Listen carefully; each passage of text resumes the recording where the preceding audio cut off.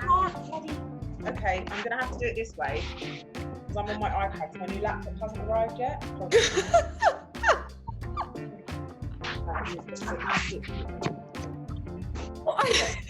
are you doing? You're not recording this bit, are you? This sunshiny personality is natural. It's all built on caffeine. It's the fuel of life.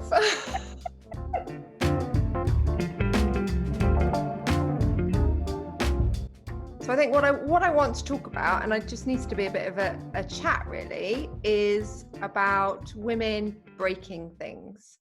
So I guess what I think would be good to talk to you about is your experiences and sort of the kind of things that you consider yourself as breaking in your career. And I can think of a few, but I'm going to let you answer that.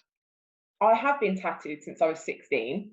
So every job I've ever had has been that's been something I've had to get over. I've had brightly coloured hair. I've had a face full of piercings, like more than I have now.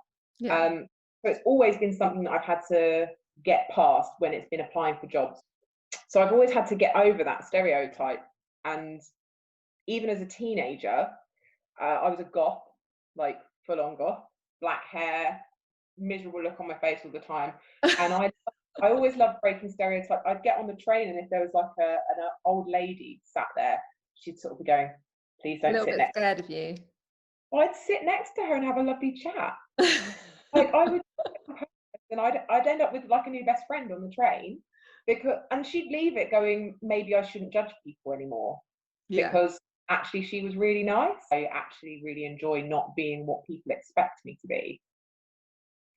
Even though it's sometimes quite scary, because some people are a lot harder to convince that their stereotypes aren't real. You know, They take one look at me and see the blonde hair and the tattoos and being a single parent, and they jump to the conclusions. And the conclusion is never that she's well-spoken, intelligent and successful. What do you think those conclusions are? What kind of assumptions do you think people make based purely on for example, when I was heavily pregnant, I went to Wilkinson's. So it was just like I was picking up some paint or something for my little boy's room, and I was about 7 months pregnant, and I had a really big bump, and it was hot. It was like middle of a heat wave. So I was wearing like baggy trousers and a tight fitting top because I had a massive bump. And I had this old lady in front of me in the queue with her husband, and she audibly tutted and said, that's another one we'll be paying for. And I turned around and I said to her, I'll have you know that I spend 60 or 70 hours a week working my arse off for my own business. You won't be paying for my child. I'll be paying for my child. And while I'm doing that as well, that breast cancer charity that you support, I'm raising money for a whole load of cancer charities by running a second business. So I think you want to wind your neck in. I guess those experiences are what I expected when I logged on to LinkedIn, because it's so corporate, and you've experienced it, and lots of people in sort of the business world aren't necessarily welcomed if they don't look a certain way. So if we talk a little bit about LinkedIn and your experience on LinkedIn. So, I mean, you're obviously doing something right. Being really annoying. Constantly present. I mean, what do you think it is that's making you so popular and making you stand out? The overriding feedback I get from people is because I'm bringing an air of positivity to LinkedIn, because I'm making things fun and interactive and inviting other people to get involved in my day and the things that I post. Have fun in the comment sections, and people will chat backwards and forwards and have a laugh and a joke, and I like it. I have fun like most areas of my life, whether I'm in the supermarket with my little boy and he's driving me up the wall, we're still running around being silly with the trolley and having a laugh and a giggle. And if you can have fun in every area of your life, nothing has to be boring. And also just being real, like that's really important, isn't it?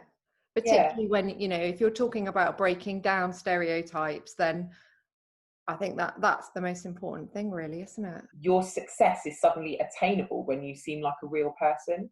Yeah. If you just position yourself as this kind of superhero that's infallible, everybody might respect you, but they can't imagine themselves being you.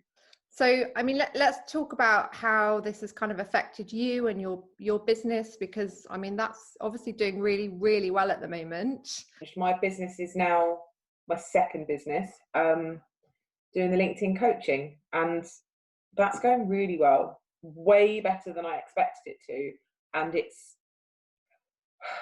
the side effects of the positivity, the confidence it's building in people, that is blowing my mind.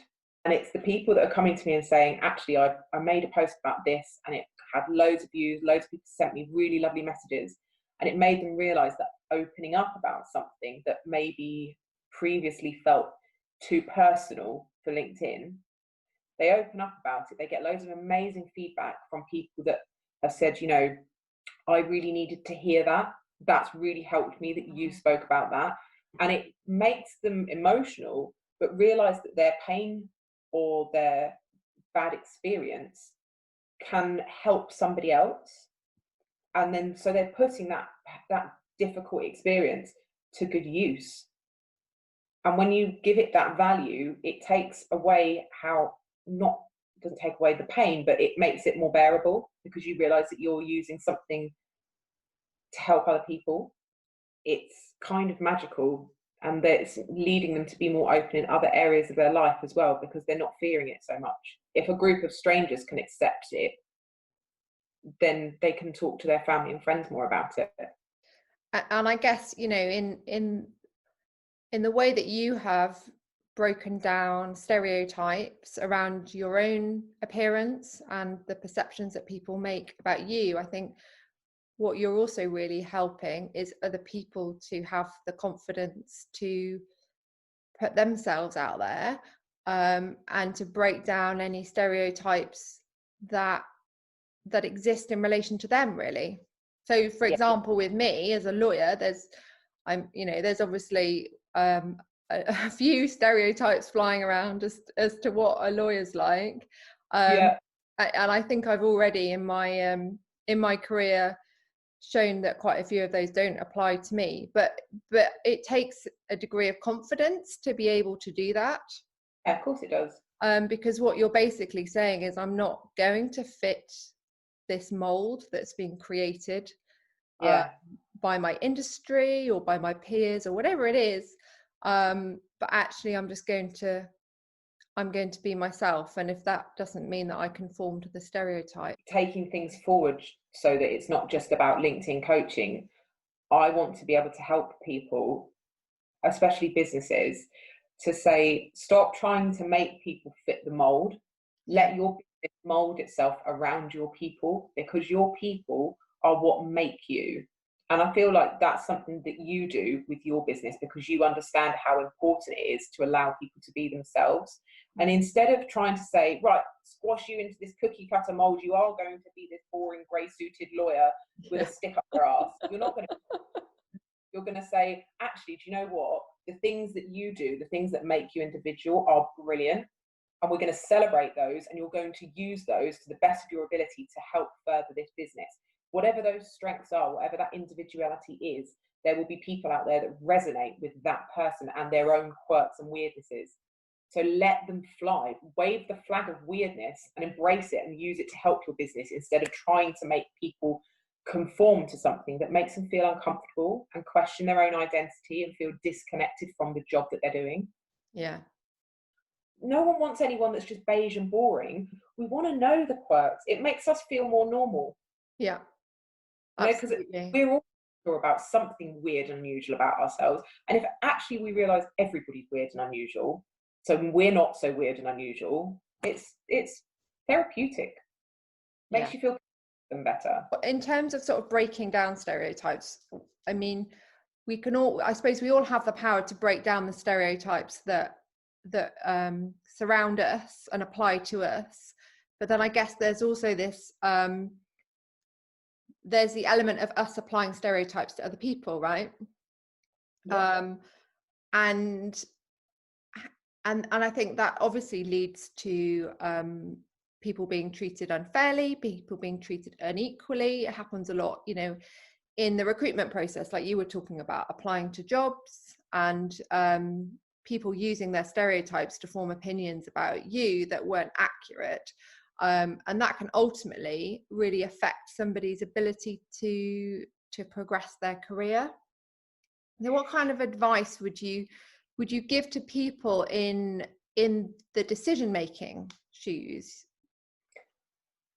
I think you need to remember that somebody's appearance should not be the main reason why you hire or fire them. It's got to be about their ability. You're not allowed to hire someone based on their race or their hair color.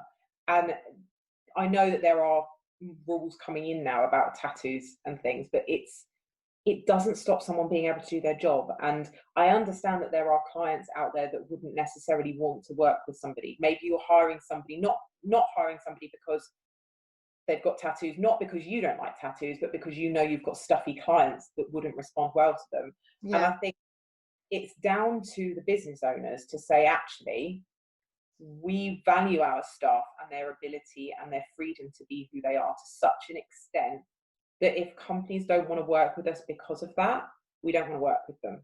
Mm-hmm. Because these people are top of their game. That's the best person for the job. And if someone doesn't want to work with them, that's not a client we want to have. Because until that, it's very difficult because I know that these can be very wealthy clients and you could be losing a lot of money. So there are going to be companies that are reluctant to that. But the generation of people that are not liking tattoos, they're not going to be around forever. In 20 years' time, they're all going to be retired and there will be a generation of CEOs and business owners that don't give a crap about it anymore because they're probably all tattooed anyway. Yeah. Or their mates are tattooed, even if they're not. So I think it's just more than anything, it's a waiting game. And if your individuality is more important to you than the potential roadblocks, then be true to yourself and look the way you want. It's probably a really good thing. If you're getting rejected from positions because you've got tattoos, say fuck it, start your own company where everyone can be who they are. It comes back to having that confidence, doesn't it, really? If you're confident enough to walk around with an arm full of tattoos, then translate that confidence into business. Because it can be tricky to be tattooed because you end up having to talk to people all the time about the same thing over and over again. And stared at all the time. It doesn't come without attention, does it? Yeah, I didn't swear too much. Just once. Gotta get a good fuck in there every now and then. Got the F-bomb.